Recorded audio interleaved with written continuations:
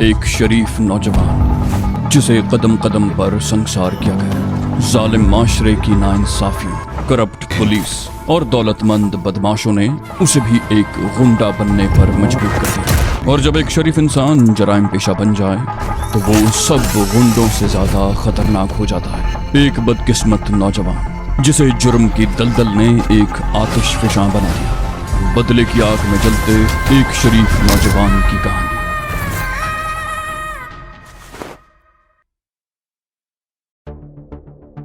उस रात 9 बजे शौरिक वगैरह खाना खा रहे थे कि कॉल बेल की आवाज ने उन सबको मुतवज्जे कर लिया। शौरिक बड़बड़ाते हुए इधर उधर देखने लगा। ये कौन हो सकता है? वो सब लोग उस वक्त घर में मौजूद थे। तुफैल भी उनके करीब ही खड़ा था। वो बोला, मैं देखता हूँ जी। समीना बोली, नहीं तुम ठहरो, मैं देखती हूँ। शौरिक बोला, नौलखे। उसने उसकी तरफ देखते हुए इशारा किया। उसने तुफैल को भी इशारा कर दिया। नौलखा अब बहुत बेहतर हो चुका था। वो शौरिक का इशारा समझ गया था और उठकर कमरे से क्लैशनकोफ राइफलें ले आया था। अब सबके हाथों में एक एक राइफल नजर आ रही थी। वो लोग अगरचे खाने की मेज पर ही बैठे रहे थे, लेकिन राइफलें घुटनों पर रख ली थी और ऐसी पोजीशन इख्तियार कर ली थी कि राइफलें फौरी तौर पर इस्तेमाल कर सकें। ये गनीमत था कि माँ जी ने खाना 8 बजे खा लिया था और वो अपने कमरे में चली गई थी, वरना ये सूरत हाल देख कर परेशान हो जाती। अलबत्ता रजिया उनके साथ बैठी हुई थी, लेकिन शौरिक ने उसे भी कमरे में भेज दिया। समीना तेज तेज कदम उठाती हुई गेट के पास पहुंच गई। इस दरमियान बेल एक मर्तबा और बजाई गई। समीना ने गेट की झर्री में से झांकते हुए पूछा, कौन है? बाहर से एक मर्दाना आवाज सुनाई दी, दरवाजा खोलिए, मुझे आपसे एक जरूरी काम है। समीना को ये आवाज कुछ जानी पहचानी सी लगी। उसने एक बार फिर झर्री में से झांका, लेकिन बाहर जो कोई भी था एक साइड में खड़ा था और झर्री में से नजर नहीं आ रहा था। समीना ने छोटा दरवाजा खोल दिया और फिर सामने खड़े हुए शख्स को देखकर उसका दिल उछल कर हलक में आ गया। वो इंस्पेक्टर उस्मान था। समीना हकलाई, तो तुम यहाँ कैसे? इंस्पेक्टर उस्मान आगे बढ़ते हुए बोला, मुझे अंदर तो आने दो समीना बीबी। बड़ी मुश्किल से छुपता छुपाता हुआ यहाँ तक पहुंचा हूँ। समीना एक तरफ हट गई। इंस्पेक्टर उस्मान जैसे ही अंदर दाखिल हुआ उसने दरवाजा बंद कर दिया। समीना अजीब सी नजरों से उस्मान की तरफ देख रही थी। उसने पूछा, तुम्हें यहाँ का पता कैसे चला? उस्मान ने कहा, यहाँ का पता मुझे 15-20 दिन पहले ही मालूम हो चुका था। समीना बीबी, तुम शायद भूल गई हो कि मेरा ताल्लुक पुलिस से है, और अगर कोई पुलिस वाला चाहे तो किसी को जमीन की तहों से भी ढूंढ निकालता है। पिछले दिनों तुम आधा घंटा मुझसे फोन पर बातें करती रही हो। फोन टैप करके नंबर और फिर एड्रेस मालूम करना कुछ ज्यादा मुश्किल तो नहीं था। समीना के मुंह से बेख्तियार गहरा सांस निकला। ओह, बोली, चलो अंदर चलो, लेकिन ये बता दूं कि अगर इस वक्त हमारे साथ कोई धोखा हुआ तो तुम यहाँ से जिंदा वापस नहीं जा सकोगे। इंस्पेक्टर उस्मान बोला, मुतमईन रहो, मैं अकेला ही आया हूँ। समीना उसे अंदर ले आई। इंस्पेक्टर उस्मान को देखकर शौरिक भी चौंक गया। समीना ने उसे बता दिया कि उसे यहाँ का पता कैसे मालूम हुआ था। इंस्पेक्टर उस्मान ने कुर्सी पर बैठते हुए कहा, मैं एक अहम इत्तला लेकर आया हूँ। शौरिक ने उसे घूरा, बोला, वो अहम इत्तला तुम फोन पर भी दे सकते थे, जबकि तुम नंबर मालूम कर चुके हो। उस्मान ने कहा, मैं 2 घंटों से फोन पर कोशिश कर रहा हूँ, लेकिन कोई जवाब नहीं मिल रहा। शायद तुम्हारा फोन खराब हो गया है, इसलिए मुझे खुद आना पड़ा। समीना और शौरिक उलझी हुई नजरों से एक दूसरे की तरफ देखने लगे। उन्होंने दोपहर के बाद से फोन इस्तेमाल नहीं किया था। समीना ने आगे बढ़कर फोन का रिसीवर उठा लिया। उस्मान ने ठीक कहा था, फोन बेजान पड़ा था। इंस्पेक्टर उस्मान शौरिक की तरफ देखते हुए बोला, मेरा ख्याल है तुम लोगों को अब भी मेरे ऊपर यकीन नहीं आया, लेकिन मेरी वफादारी का अंदाजा इस बात से लगा सकते हो कि मुझे यहाँ का नंबर और एड्रेस 15-20 दिन पहले मालूम हो चुका था। इस दौरान अगर मैं चाहता तो पुलिस या हाजी को बताकर तुम लोगों को यहीं पर खत्म करवा देता, लेकिन मैंने ऐसा नहीं किया। ये मेरी वफादारी का सबूत है।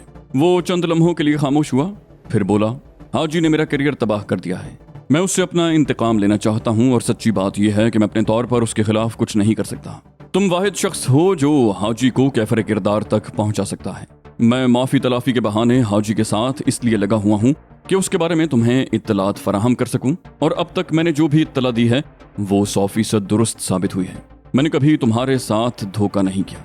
शौरिक ने उसके चेहरे पर नजरें जमा दी। बोला, अब कौन सी अहम इत्तला लेकर आए हो? इंस्पेक्टर उस्मान ने कहा, हाजी तुम लोगों के बहुत करीब पहुंच चुका है। शौरिक चौंक गया, क्या मतलब? उस्मान बोला, ये तो तुम्हें मालूम ही है कि पुलिस के अलावा हाजी के आदमी भी तुम लोगों को तलाश करते फिर रहे हैं। चंद रोज पहले उसके किसी आदमी ने समीना को लिबर्टी मार्केट में घूमते हुए देख लिया था। ये इत्तेफाक है कि उस वक्त समीना उसकी निगाहों से ओझल हो गई थी, लेकिन इस इत्तला के बाद हाजी को यकीन हो गया है कि तुम लोग इसी इलाके में कहीं मौजूद हो, और वो लोग पागल कुत्तों की तरह तुम लोगों को तलाश करते फिर रहे हैं। इस मकसद के लिए उन्होंने कुछ औरतों को भी काम पर लगा रखा है, औरतें चीजें बेचने, किराए का मकान तलाश करने या किसी और बहाने से घरों में घुसकर मालूमात हासिल कर रही हैं। इस तरह ज्यादा से ज्यादा 1-2 दिन बाद वो तुम्हारा ये ठिकाना मालूम कर लेगा। इसलिए जितनी जल्दी मुमकिन हो सके तुम लोग यहाँ से हट जाओ। उसके खामोश होने पर शारिक कुछ कहना ही चाहता था कि कॉल बेल एक बार फिर बज उठी। इस मर्तबा उन्होंने तुफैल को बाहर भेजा, क्योंकि तुफैल को हाजी के गिरोह का कोई आदमी नहीं जानता था। तुफैल 2 मिनट के बाद वापस आया तो उसके साथ नर्स रजिया को देखकर वो एक बार फिर चौंक गए। नर्स रजिया ने बारी बारी उनकी तरफ देखते हुए कहा, क्या बात है, तुम लोग परेशान लग रहे हो। समीना बोली, हाँ बात ही कुछ ऐसी है, तुम बताओ कैसे आना हुआ। नर्स रजिया ने कहा, आज मैं ड्यूटी से ऑफ हूँ, सोचा तुम लोगों से मिल लूं, लेकिन यहाँ मामला क्या है। समीना ने शारिक की तरफ देखा और फिर नर्स रजिया को सूरत हाल से आगाह किया। नर्स रजिया ने समीना के खामोश होने पर कहा, इस इत्तला को खतरे की घंटी समझना चाहिए। इससे पहले कि ये सूरत हाल मजीद संगीन हो जाए, मैं एक तजवीज़ देना चाहती हूँ। शारिक ने सवालिया निगाहों से उसकी तरफ देखा। बोला, वो क्या। नर्स रजिया ने कहा, मेरा घोड़ेशाह रोड वाला मकान खाली है, अगर तुम लोग चाहो तो आज ही रात वहां मुंतकिल हो सकते हो। शारिक बोला, तुम पर किसी को शुबा तो नहीं हुआ, मेरा मतलब है रफीक वाले केस में। नर्स रजिया बोली, नहीं, पुलिस को सायमा के घर से रफीक के हाथ की वो तहरीर मिल गई जिसमें उसने सायमा की इत्तला के लिए लिखा था कि वो अपने किसी दोस्त के यहाँ जा रहा है, रात को वापस नहीं आएगा। इस तहरीर से पुलिस इस नतीजे पर पहुंची है कि अगर रफीक किसी किस्म की मुजरिमाना सरगर्मियों में मुलव्विस था या शारिक से उसका कोई ताल्लुक था तो सायमा उससे लाइल्म थी। घर की तलाशी लेने पर भी ऐसी कोई चीज नहीं मिली जिससे सायमा पर कोई शुबा हो सकता। हमसे कुछ सवाल जवाब हुए थे लेकिन बात खत्म हो गई। इंस्पेक्टर उस्मान ने नर्स रजिया की तरफ देखते हुए कहना चाहा, तुम सब इंस्पेक्टर सलमान की। मगर शारिक ने उसकी बात काट दी। बोला, हाँ ये वही है जो तुम समझ रहे हो, हमारी काबिल एतमाद साथी है। मैं अब तक जिंदा हूं तो इसकी वजह से। अस्पताल से फरार होने में इसने मेरी मदद की थी और मैं 10-12 दिन तक इसके क्वार्टर में रहा था। इंस्पेक्टर उस्मान बोला, ओ, और वो रफीक वाला चक्कर, वो क्या ड्रामा था। शारिक बोला, वो भी एक ड्रामा ही था जो बहरहाल खत्म हो गया। नर्स रजिया ने पूछा, तो फिर क्या सोचा है तुम लोगों ने। शारिक बोला, खाना खा लें, इस दौरान प्रोग्राम भी बना लेते हैं। वो दोबारा खाने की तरफ मुतवज्जे हो गए। नर्स रजिया और इंस्पेक्टर उस्मान भी उनके साथ खाने में शामिल हो गए। खाने के दौरान तबादला ख्याल भी होता रहा। इंस्पेक्टर उस्मान का इसरार था कि वो लोग आज रात ही यहाँ से शिफ्ट हो जाएं, क्योंकि आने वाली कल उनके लिए खतरनाक साबित हो सकती है। और बिलाखिर प्रोग्राम फाइनल हो गया। उस वक्त उनके पास 2 गाड़ियां थीं, एक निसान जो इंस्पेक्टर उस्मान ने पहले ही उन्हें दे रखी थी और दूसरी गाड़ी इंस्पेक्टर उस्मान लेकर आया था। और तय हुआ कि दोनों रजिया, शापरी और नौलखा निसान पर चले जाएं। शारिक, समीना और माजी इंस्पेक्टर उस्मान के साथ दूसरी गाड़ी पर। रजिया और शापरी वगैरह ने सबके कपड़े और जरूरी चीजें समेटकर निसान की डिक्की में ठूंस दी। इंस्पेक्टर उस्मान के इल्म में लाए बगैर सोने के बिस्किटों वाली बोरी भी उस कार में रख दी गई। नर्स रजिया ने ड्राइविंग सीट संभाल ली और गाड़ी गेट से निकल गई। उसके आधे घंटे के बाद दूसरी गाड़ी गेट से निकली। ड्राइविंग सीट पर इंस्पेक्टर उस्मान था, उसके साथ शारिक बैठा हुआ था। पिछली सीट पर माजी थी। समीना अभी कार में नहीं बैठी थी। उसने कोठी के तमाम दरवाजे बंद किए और फिर गेट को ताला लगाने के बाद वो भी पिछली सीट पर माजी के साथ बैठ गई और गाड़ी हरकत में आ गई। शहर में चेकिंग अब भी हो रही थी। इंस्पेक्टर उस्मान की गाड़ी को भी एक जगह रोका गया था। 3 एहलकारों पर मुश्तमिल उस पुलिस पार्टी का इंचार्ज एक ASI था। वो कुछ अरसा इंस्पेक्टर उस्मान की मातहती में भी रह चुका था, फिर उसका किसी दूसरे इलाके में तबादला हो गया। उसने इंस्पेक्टर उस्मान को पहचान लिया। उसने खिड़की पर झुककर उस्मान से हाथ मिलाते हुए कहा, हेलो सर। उस्मान बोला, क्या बात है हनीफ, क्या चेकिंग का सिलसिला अभी तक खत्म नहीं हुआ। ASI हनीफ गहरा सांस लेते हुए बोला, सर, जब तक शारिक और समीना सलाखों के पीछे बंद नहीं हो जाते उस वक्त तक हमें सुकून से बैठने का मौका नहीं मिलेगा। और सर, मेरे लायक कोई खिदमत। इंस्पेक्टर उस्मान बोला, शुक्रिया, इस वक्त मेरे साथ मेहमान हैं, फिर कभी मुलाकात होगी, फिर कहीं आराम से बैठकर गपशप करेंगे। ASI हनीफ ने सरसरी सी निगाह से दूसरी सीट पर बैठे हुए शारिक की तरफ देखा, फिर बोला, ठीक है सर। पीछे हटकर उसने उस्मान को सलूट किया और अपने मातहतों की तरफ मुतवज्जे हो गया। इंस्पेक्टर उस्मान ने गाड़ी आगे बढ़ा दी। उसके होंठों पर खफीफ सी मुस्कुराहट थी। वो शारिक की तरफ मध्यम लहजे में बोला, अब तुम्हें मेरी वफादारी का यकीन आ जाना चाहिए। अगर मेरे दिल में गद्दारी का ख्याल होता तो इस वक्त मैं तुम्हें पुलिस के हवाले कर सकता था।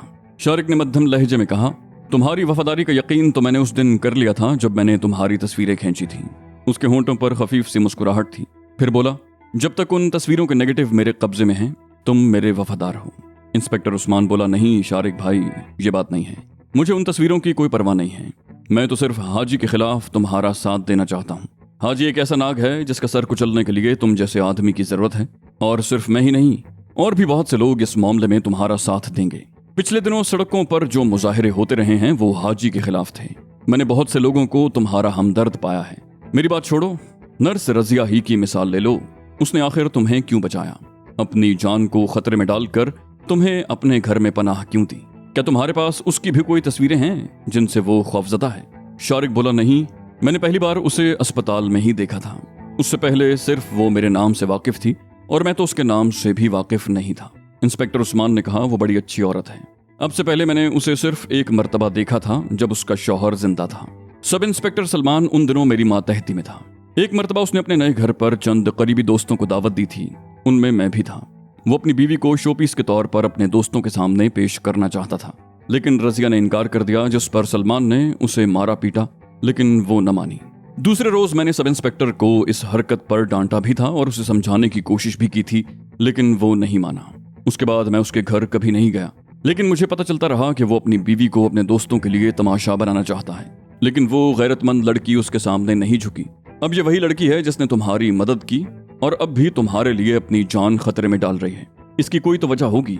मैं दावे से कह सकता हूँ कि उसे तुमसे कोई लालच नहीं है। वो महज हमदर्दी के बिना पर तुम्हारा साथ दे रही है, और तुम मेरी बात का भी यकीन कर लो कि मैं उन तस्वीरों की वजह से तुम्हारा साथ नहीं दे रहा। शारिक ने कहा, वजह कुछ भी हो, लेकिन मैंने बहरहाल तुम पर एतमाद कर लिया है। अगर ये बात ना होती तो तुमसे ये इत्तला मिलने के बाद नए ठिकाने पर तुम्हें अपने साथ न ले जाता, बल्कि तुम्हें उसके बारे में कुछ बताता भी नहीं। इंस्पेक्टर बोला, ये तो इत्तेफाक की बात है कि ठिकाने का बंदोबस्त हो गया, वरना मैं तुम लोगों को फौरी तौर पर अपने घर ले जाता। शारिक मुस्कुराया, बोला, इस तरह तो तुम भी खतरे में पड़ जाते। इंस्पेक्टर उस्मान बोला, खतरे में तो मैं अब भी हूँ। पुलिस को या हाजी को पता चल जाए कि मैं तुम्हारे साथ हूँ तो यकीन करो एक दिन भी जिंदा नहीं रह सकूंगा। हाजी के आदमी तो मुझे इस तरह छलनी करेंगे कि मेरे जिस्म पर गोलियों के निशान भी नहीं गिने जा सकेंगे। वो कुछ देर खामोश हुआ, फिर बात जारी रखते हुए कहने लगा, मैंने गुलशन रावी में अपना एक मकान किराए पर दे रखा है। मैं कल सुबह ही किराएदार को 1 हफ्ते का नोटिस देकर वो मकान खाली करवा लेता हूँ, ताकि किसी हंगामी सूरत हाल में उसे पनाहगाह के तौर पर इस्तेमाल किया जा सके। शारिक बोला, गोया तुम मुकम्मल तौर पर। इंस्पेक्टर उस्मान ने उसकी बात काट दी, बोला, हाँ, अब मैं मुकम्मल तौर पर तुम्हारे साथ हूँ। शारिक ने कहा, ठीक है, जब तक तुम वफादार रहोगे मुझे अपना दोस्त पाओगे, लेकिन अगर गद्दारी का ख्याल भी तुम्हारे दिल में आया तो 1 मिनट भी जिंदा नहीं रह सकोगे। इंस्पेक्टर उस्मान जवाब देने की बजाय उसकी तरफ देख कर मुस्कुरा दिया। पिछली सीट पर बैठी हुई समीना ने माँ जी को बातों में लगा रखा था कि वो शारिक और उस्मान में होने वाली गुफ्तगू न सुन सकें, जबकि उसकी अपनी तमाम तर तवज्जो उनकी बातों की तरफ थी। गाड़ी गड़ी शाहू के पुल और तेजाब अहाते से होती हुई घोड़े शाह चौक पर पहुंच गई। उस चौक से जरा आगे बागबानपुरे की तरफ जाने वाली सड़क के किनारे घोड़े शाह का मजार था। कब्र एक छोटी सी 4 दीवारी के अंदर थी। दीवारों पर और कब्र के आसपास मिट्टी के बने हुए छोटे छोटे घोड़ों के अंबार लगे हुए थे। ज़ईफुल अकीदा लोग मन्नतें मानने आते तो पैसों के अलावा चढ़ावे के तौर पर मिट्टी के ये घोड़े भी चढ़ाते थे। उनकी मन्नत पूरी होती या न होती, मजार के पड़ोस में मिट्टी के ये छोटे छोटे घोड़े बनाने और बेचने वालों का कारोबार खूब चल रहा था। घोड़े शाह रोड पर तकरीबन निस्फ मील का फासला तय करने के बाद इंस्पेक्टर उस्मान ने गाड़ी बाईं तरफ मोड़ ली। उस तरफ एक कॉलोनी बन चुकी थी। मुगलों के जमाने में जहां एक वसीओ अरीज और खूबसूरत बाग हुआ करता था, जो बाद में माई का बाग कहलाने लगा। क़याम पाकिस्तान के बाद भी ये बाग काफी अरसे तक मौजूद रहा था, लेकिन फिर बतदरीज यहाँ बस्तियां बनती चली गईं और शालीमार बाग तक जाने वाली इस तंग सी सड़क के दोनों तरफ बागात गायब हो गए। एक कदीम मजार बाकी रह गया था, उसके चारों तरफ छोटे बड़े मकान बन गए थे। इंस्पेक्टर उस्मान अगरचे सिर्फ एक मर्तबा कई साल पहले यहाँ आया था, लेकिन उसे सब इंस्पेक्टर सलमान के घर का रास्ता मालूम था। उस बस्ती के आगे की तरफ छोटे मकान थे, जबकि पिछली तरफ बड़े प्लॉट थे। सलमान का मकान खासा बड़ा था और उसके साथ वसी लॉन भी था। एक सड़क उस तरफ से भी चाहे मीरा की तरफ चली गई थी। नर्स रजिया वगैरह उनसे पहले ही वहां पहुंच चुके थे। हॉर्न की आवाज सुनकर गेट नर्स रजिया ने ही खोला था। उस्मान गाड़ी को अंदर लेता चला गया और पहले से खड़ी हुई निशान के पीछे रोक दी। वो लोग अंदर दाखिल हुए तो शारिक हैरान हुए बगैर न रह सका। रजिया ने उसे बताया था कि मकान काफी अरसे से बंद पड़ा हुआ है और शारिक का ख्याल था कि दीवारें और फर्श धूल से अटे हुए होंगे, लेकिन यहाँ सूरत हाल उसके बरक्स थी। कमरों में बेड्स बिछे हुए थे, दूसरे कमरों में भी जरूरी फर्नीचर मौजूद था। ड्राइंग रूम भी सजा हुआ था। शारिक ने नर्स रजिया की तरफ देखा, बोला, ये सब क्या है? नर्स रजिया ने मुस्कुराते हुए कहा, मेरी दूरंदेशी। जिन दिनों तुम मेरे क्वार्टर में रह रहे थे, उन दिनों मुझे अंदाजा हो गया था कि तुम्हें किसी महफूज पनाहगाह की जरूरत है। उन्हीं दिनों मेरे डैडी भी आए थे। उन्होंने बताया था कि पहले वाले किराएदार वापस जा रहे हैं और प्रॉपर्टी डीलर किसी और को मकान किराए पर देना चाहता है, लेकिन मैंने उसे मना कर दिया था। जब तुम मेरे क्वार्टर से चले गए तो मैं खुद यहाँ आई थी। अपने हाथों से मैंने यहाँ की सफाई की और फिर 2-3 दिन में यहाँ फर्नीचर डलवा दिया। इस मकान के किराए की मिलने वाली रकम मेरे पास जमा थी, उसमें से कुछ रकम मैंने खर्च कर दी। मैंने पड़ोसियों को बता दिया था कि शायद चंद रोज में मेरे कुछ अजीज रहने के लिए यहाँ आ जाएं, और आज मेरा कहा हुआ पूरा हो गया। वो कुछ देर खामोश हुई, फिर मुस्कुराते हुए बोली, वैसे तुम लोगों को पड़ोसियों से परेशान होने की जरूरत नहीं है। दाएं तरफ के मकान में जो लोग रहते हैं वो खुद भी किसी से मिलना जुलना पसंद नहीं करते, और बाईं तरफ का मकान खाली पड़ा है। वो लोग सऊदी अरब गए हुए हैं और सामने वाले मकानों में रहने वाले भी बस एवं ही हैं। इसलिए तुम लोगों को उनसे घबराने की जरूरत नहीं। वैसे अगर खवातीन जहां आने की कोशिश करें तो उनसे इस तरह का रवैया इख्तियार किया जाए कि उनकी हौसला शिकनी हो और दोबारा ना आए। समीना मुस्कुराते हुए बोली, समझ गई बड़ी बी, और भी कुछ कहना है तो कह डालो, और यकीन करो हम तुम्हारी हिदायत पर पूरा पूरा अमल करेंगे। नर्स रजिया भी मुस्कुरा दी, बोली, शुक्रिया। अब मैं तुम लोगों के लिए चाय बना दूं? मैंने तो बहुत पहले से सारे इंतजाम कर रखे हैं। इस वक्त तो चाय खुश्क दूध की पीनी पड़ेगी। शारिक बोला, चलेगी। वो लोग ड्राइंग रूम में आ गए। शारिक के एक्सीडेंट वाले वाक़े को 14-15 दिन हो चुके थे और अब तो वो आहिस्ता आहिस्ता चलने भी लगा था, लेकिन नर्स रजिया ने उसे वाज़े तौर पर तंबीह कर दी थी कि वो कम से कम 1 महीना और आराम करेगा। थोड़ी देर बाद नर्स रजिया और शाहपरी चाय लेकर आ गईं। वो सब ड्राइंग रूम में मौजूद थे, लेकिन माँ जी उस कमरे में चली गई थी जो उनके लिए मखसूस कर दिया गया था। वो खासी दिल बर्दाश्ता हो रही थी। उन्होंने तो अब ये भी नहीं पूछा था कि कोठी छोड़कर यहाँ क्यों आए हो। वो अपने कमरे में जाकर बिस्तर पर लेट गई थी। रात 2 बजे तक वो लोग बातें करते रहे और फिर इंस्पेक्टर उस्मान तो रुखसत हो गया, लेकिन नर्स रजिया वहीं रह गई। उसे कल शाम को ड्यूटी पर जाना था। उसका इरादा था कि कल दोपहर तक यहाँ रहेगी। नौलखा और शारिक अपने अपने कमरों में चले गए। समीना और रजिया वगैरह ड्राइंग रूम में बैठी बातें करती रहीं और फिर वो चारों ड्राइंग रूम में ही सो गईं। सुबह उठते ही नर्स रजिया ने पहले चाय बनाई, फिर शापरी को साथ लेकर चाहे मीरा चली गई। शापरी ने अब चादर भी नहीं ओढ़ी थी। उसे चादर ओढ़ने की जरूरत भी नहीं थी, क्योंकि इस शहर में उसे कोई नहीं पहचानता था। गुलबर्ग में तो वो समीना के साथ होने की वजह से चादर ओढ़ती थी। बाजार से सामान खरीदने के बाद वो तकरीबन 1 घंटे के बाद लौटी थी। नर्स रजिया आते ही नाश्ते की तैयारी में लग गई। दूसरी रजिया भी उसका हाथ बटाने लगी। नाश्ते के दौरान समीना ने कहा, तुफैल अभी तक नहीं आया?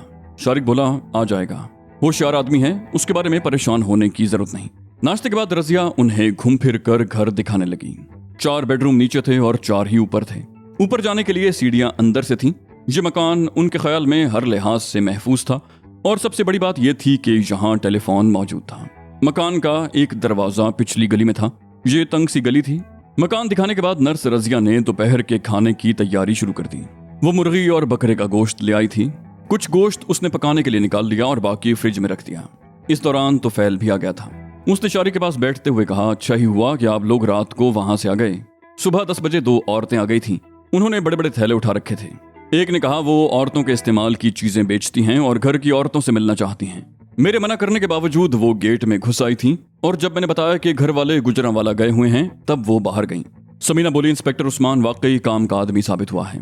अगर वो हमें बर वक्त इत्तला न देता और हम वहां से न निकलते तो हम में से कोई भी इन औरतों की नजरों में आ सकता था। शारिक बोला, हाँ, वो वाकई काम का आदमी साबित हो रहा है और मैं उससे बहुत से काम लेना चाहता हूँ। वो हाजी से अपना इंतकाम लेने के लिए हमारे कंधे पर बंदूक रख कर चलाना चाहता है, लेकिन मैं ये बंदूक उसी से चलवाऊंगा। समीना बोली, हाजी का बागबान पूरे वाला गोदाम कहाँ है? उस्मान ने तुम्हें उसके बारे में बताया था ना?